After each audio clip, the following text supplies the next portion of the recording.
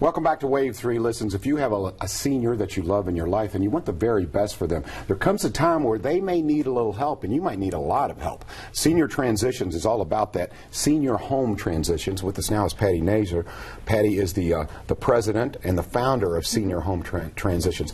If you would, Patti, tell me, I think the story is interesting, is you saw a void and you created this company. Tell me a little bit about your experience. So my dad had to go into assisted living, and he went into assisted living. 4 months later, he wandered in the middle of the night, and they said now he needs memory care. So we went through the process all over again and got him into memory care, and then they said, well, no, he had a urinary tract infection, and that's what caused him to wander. That's the first thing you should have looked at. And my thought was, you think someone might have mentioned that, first of all, and, you know, why is there nobody out there advocating for people like me to keep me from making mistakes like this? So I saw a need based on what had happened to me, and that's when I started the company. Yeah, so if you want the very best for mom, dad, grandma, grandpa, and you see it's that time in their life, there's so many options that not only is it time-consuming to try to examine each of them, but you would like to be able to lean on an expert. So my next question would be, if I'm interested in your services, I'm going, wow, I bet it's really expensive. But you answered this, and I said, you've got to be kidding. Tell me, how much would it cost me to get your help? So it's free.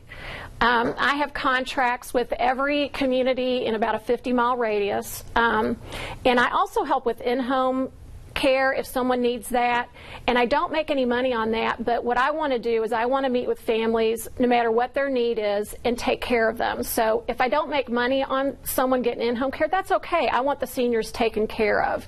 You know, when you put out good things come back to you. So it's free. It actually probably would cost less if you're going into a facility, because I know when you can negotiate. I know, you know, where to go to save money.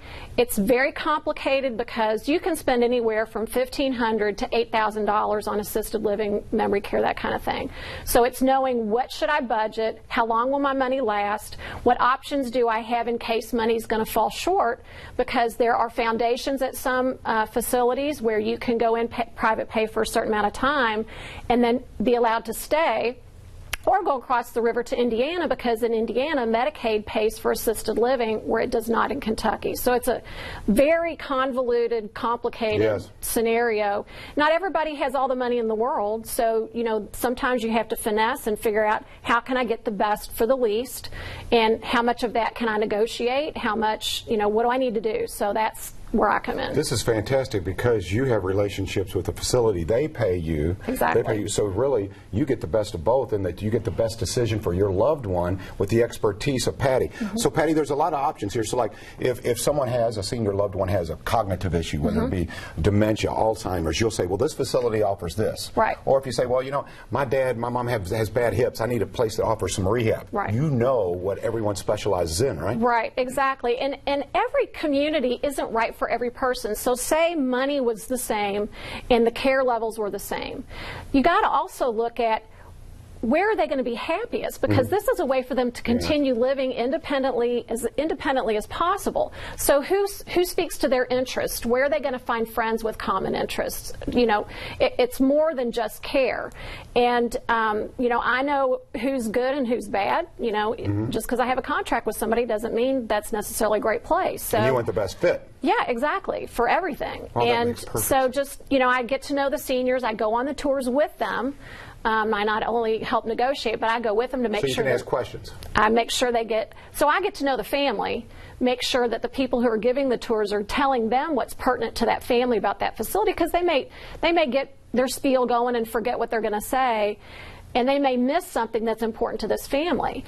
And for instance, I'll just tell you, like there's one community, and if you have someone with cognitive issues, it's a great community because they have a two-step memory care program where you don't necessarily have to go into a locked, secure area. They have memory care support outside of that, so they can participate in a higher functioning group. So, you know, depending on the person, that might be the best fit. So knowing those ins and outs are important as you're moving forward and getting that advice. So that's... This is fantastic. We're going to put the information on the screen. Again, it's Senior Home Home Transitions. The service is free to you, and it's about making the best choices. I compared it to like if you have a son or a daughter who's getting ready to go to college, and you go, okay, I need to know about options, what money is available to me, how much is each school, help me out with the ACT scores. All of these things go on, and you pay someone. The only good news is they don't have to pay you, and they get all of your expertise, right? Yes. So tell me, what are some of maybe the red flags? We're all going to get together during the holidays, and brothers, sisters, maybe they see mom or dad, they haven't seen them for a while, and they notice differences, changes in them. When do you know it's time to maybe get a hold of someone like yourself? You know, it's different for every person, but obviously if you start seeing that they can't remember what they did a few minutes ago, they're not eating well if they've lost weight, telling the same story over and over again, you know, may not precipitate a move right away, but that's a key that you need to start really watching things.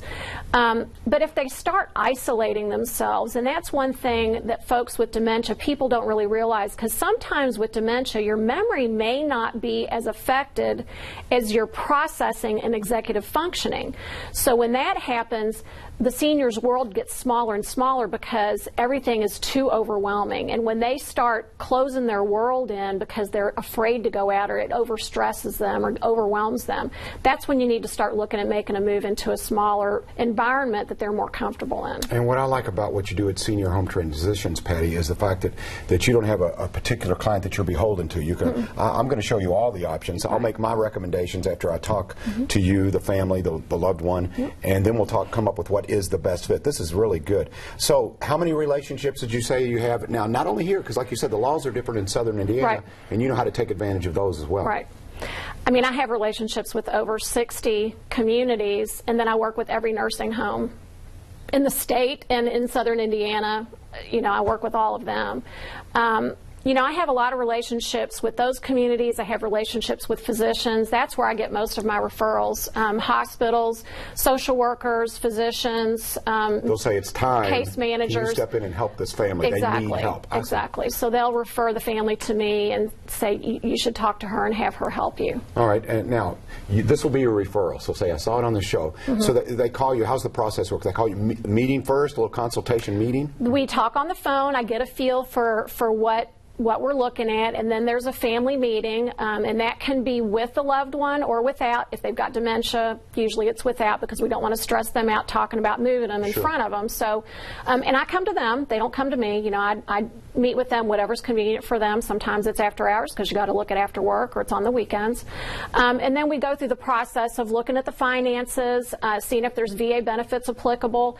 I don't do VA benefits or Medicaid, but I'm very knowledgeable about the laws, so I can advise on this is what you probably ought to do next steps. I'll refer them to elder law attorneys to take care of those kinds of things. Sure. So kind of look at the big picture and then figure out what the next steps are from there. If you get resistance from the senior, and I'm sure that's pretty common, it's like, oh, I like my environment right where it is. What do you recommend? Well, sometimes it's as easy as saying, Mom, we're going to go here for rehab. And see how it goes. Sometimes we say, let's do a respite stay. It's just to try it, see if you like it kind of thing. Sometimes it's really hard to talk them into it, but we've been fairly successful with this. I have never worked with a family that the senior has not ultimately gone. Sometimes it's a process. You know, sometimes it takes 2 or 3 months. Sometimes we deal with folks with dementia where it's a train wreck and both people are so far into dementia.